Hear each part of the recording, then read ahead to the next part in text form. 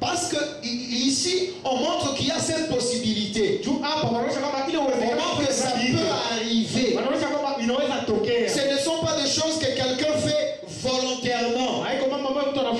Mais ça peut arriver. La Bible le reconnaît. Et si quelqu'un pêche, nous avons un avocat auprès du Père.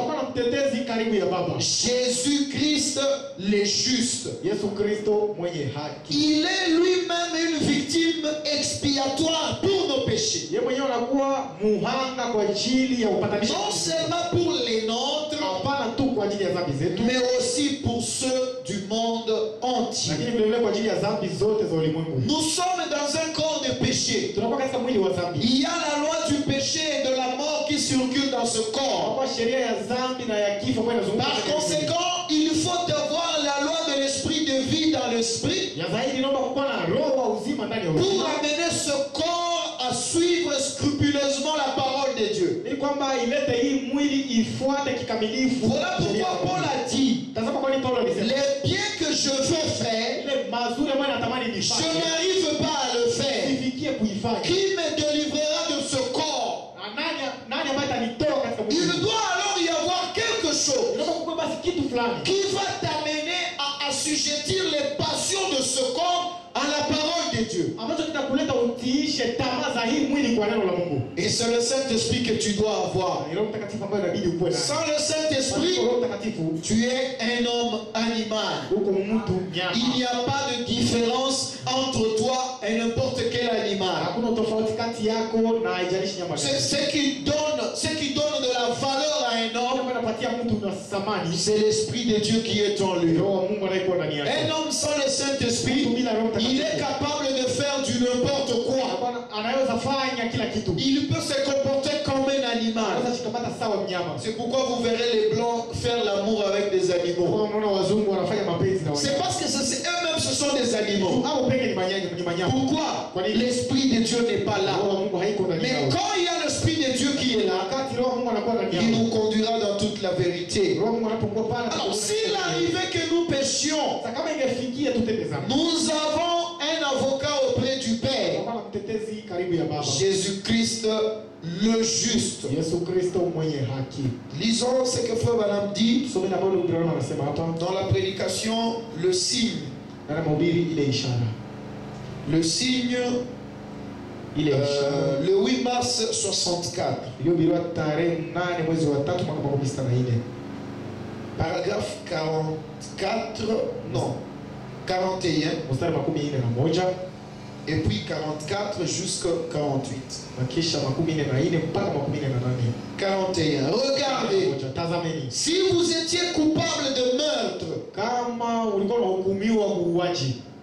et que vous sachiez qu'on allait vous envoyer à la chaise électrique, et souvenez-vous de rejeter 44. Si vous aviez à vous présenter devant les tribunaux et que vous soyez coupable, vous essayez de trouver le meilleur avocat possible. N'importe qui le ferait. C'est-à-dire quoi? S'il arrivait que vous soyez coupable, il arrive que vous êtes coupable et qu'on dit que vous avez tué quelqu'un et que vous devez vous retrouver devant les tribunaux. Alors ce que vous allez faire, vous allez vous trouver un meilleur avocat au possible. Vraiment dit n'importe qui le ferait. Et tout homme qui naît dans ce monde, peu importe combien il peut venir d'une bonne famille, il est coupable du sang de Jésus-Christ. Personne n'est épargné. Tant qu'il n'a pas accepté son pardon. Et la seule façon pour vous de savoir que le pardon est bien là, c'est quand le signe vient sur vous. Et le signe, c'est le Saint-Esprit. Et que vous avez le signe. Remarquez, vous êtes coupable. Alors vous essayeriez de trouver le meilleur avocat possible pour plaider votre cause. Nous parlons du Saint-Esprit qui est un avocat. Et si je devais comparaître en jugement devant Dieu, je ne veux pas un prêtre. Pour les gens du monde, vous avez commis un forfait, on doit vous condamner, vous devez chercher un avocat humain. Et là, vous n'allez pas chercher n'importe quel avocat. Vous allez chercher le meilleur avocat possible. Celui que vous pensez être capable de changer la vie du juge et des jurés. Vous êtes coupable, oui, mais vous cherchez quelqu'un qui va prendre votre place. Parce qu'un avocat, c'est celui qui prend votre place. Vous ne parlez pas, mais lui parle à votre place. Et ça doit être quelqu'un qui a le verbe. Ça doit être quelqu'un qui connaît la loi. Et vous, maintenant, si vous allez plaider une cause devant Dieu, alors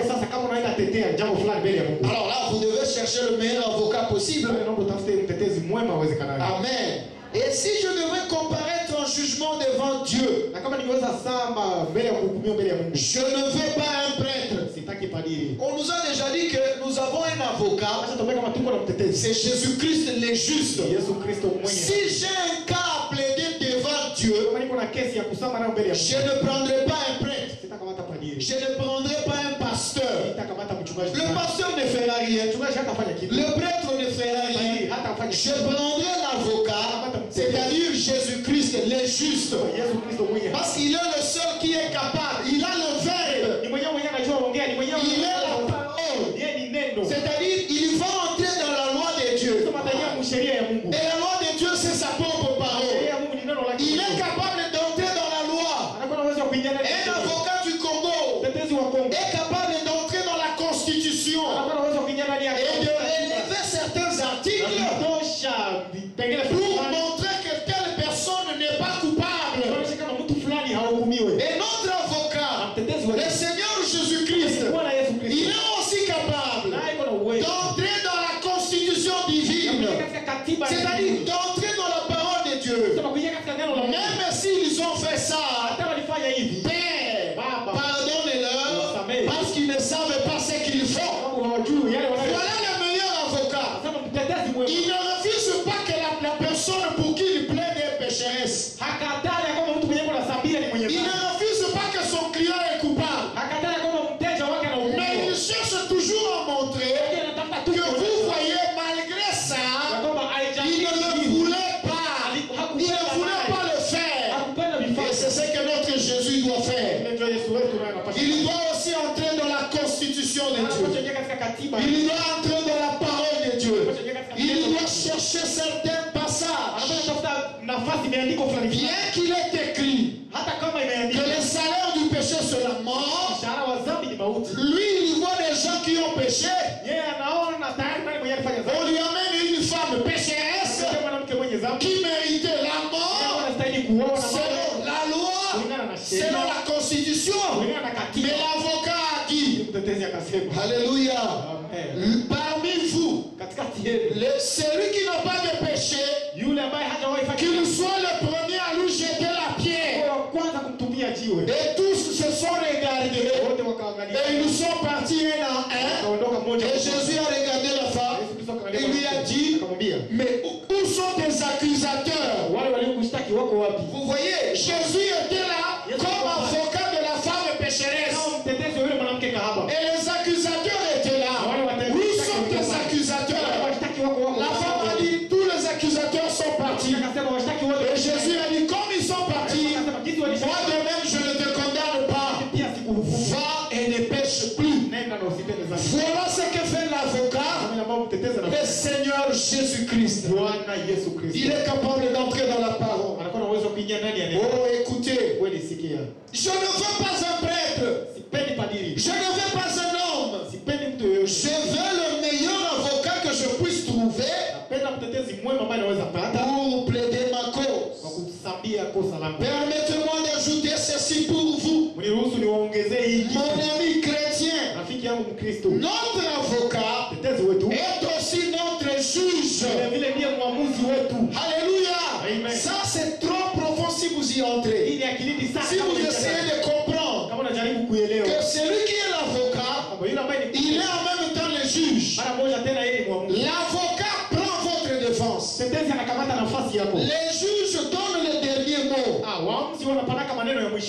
Après avoir écouté toutes les parties, ils disent voilà, la personne est soit condamnée, soit la personne est acquittée. Mais pour notre cas, nous, le Seigneur Jésus-Christ, il est en même temps l'avocat auprès du Père. Père, pardonne-leur parce qu'ils ne savent pas ce qu'ils font. Il accepte même de mourir à notre place. Il accepte les humiliations à notre place. Il accepte qu'on lui crache dessus à notre place. Il accepte une couronne d'épines à notre place. Et à la fin, il dit, Père, pardonne-leur. Ils ne savent pas ce qu'ils font. Mais le même qui est l'avocat, il revient au temps de la fin. En tant que le juge suprême, portant une couronne, portant une perruque blanche, le juge suprême du ciel et de la terre. Dans Alpha, il est l'avocat. Et dans Omega, il devient le juge. Et quand le juge parle, il n'y a plus de recours à faire. Ici, il a plaidé ta cause. Arrivé là-bas, il va confirmer la cause. C'est-à-dire, il va dire ce que l'avocat a dit, c'est la vérité. C'est pourquoi les sots ne briseront jamais la parole de Dieu. Mais ils viendront pour rendre parfait toute la parole de Dieu. Le juge suprême du ciel et de la terre. Père, pardonne-leur. Ils ne savent pas ce qu'ils font. Amen. Pour notre cas, permettez-moi d'ajouter ceci pour vous, mon ami chrétien. Notre avocat est aussi notre juge. Et notre juge est devenu notre avocat. L'affaire est réglée. C'est pourquoi faites attention avec les enfants de Dieu. Les gens peuvent accuser, les gens peuvent parler, mais l'avocat a la capacité de changer les choses. Et il vient, il change la carte. Les gens t'injurient parce que tu as fait ci, parce que tu as fait ça. Mais tu vas auprès du Père et tu prends l'avocat Jésus-Christ. Par la foi, tu mets la main sur les sacrifices et tu plaides pour ta propre cause. Et quand tu en parles, Jésus dit non, ce n'est pas comme ça qu'il faut faire. Laisse-moi, je vais aller auprès du Père et je vais plaider ta cause.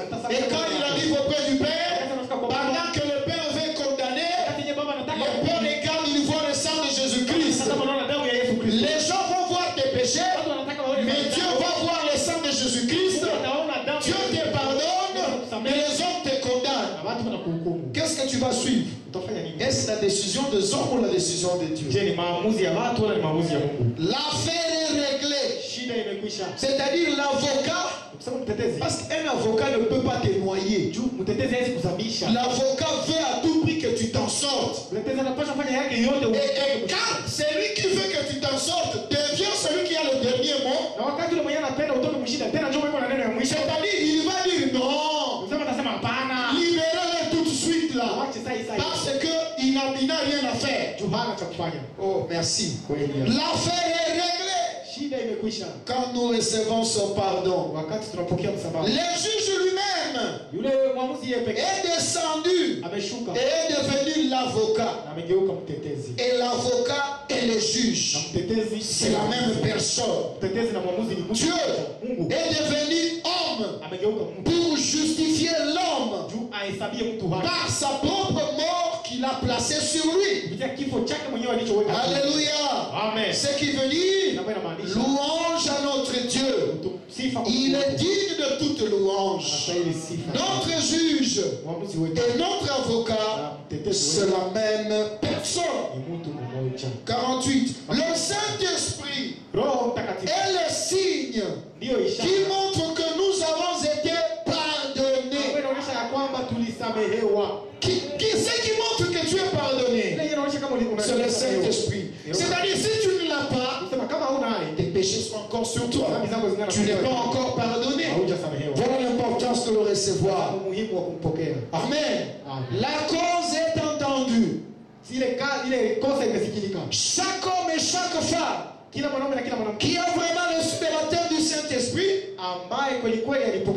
il a été jugé, il est identifié à son avocat, à son juge, à son sacrifice, et le signe qu'il a en possession montre que le prix de son voyage vers la gloire a été payé. Frère dit Amen. Et moi je dis Amen. Et il dit c'est fini. Il a ce signe. Il est à lui le baptême du Saint-Esprit qui témoigne de la résurrection de Jésus. Amen. Le croyez-vous? L'assemblée dit Amen. C'est votre marque d'identité. Vous êtes un détenteur du signe. Amen. Le Saint-Esprit, c'est votre marque d'identité. Sur votre carte. Quand vous arrivez quelque part, on vous pose la question, mais où allez-vous? Qui êtes-vous? Vous montrez votre carte. Et là, on reconnaît que